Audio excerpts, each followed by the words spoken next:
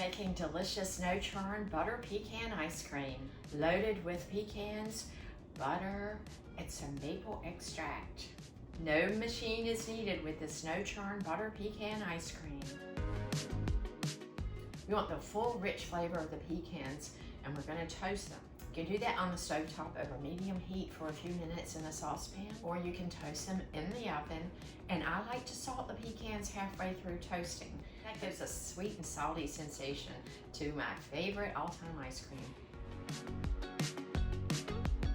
Starting out with 1 to 1.5 cups of chopped toasted pecans. I like to chop these in varying sizes because I like to have a bite with a large piece of a pecan. Pour in 3 tablespoons of melted butter, and I'm using salted butter.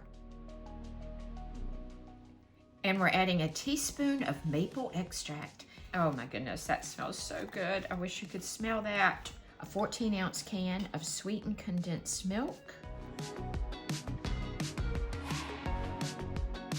We're going to set this aside while we prepare our whipped cream.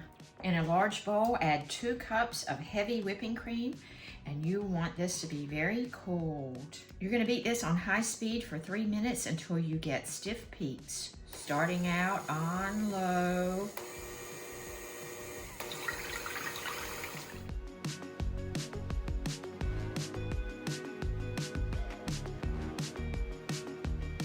Once you get stiff peaks, you could go maybe another 30 seconds, but after that, you're going to destroy your whipped cream. Let's add our condensed milk and pecan mixture.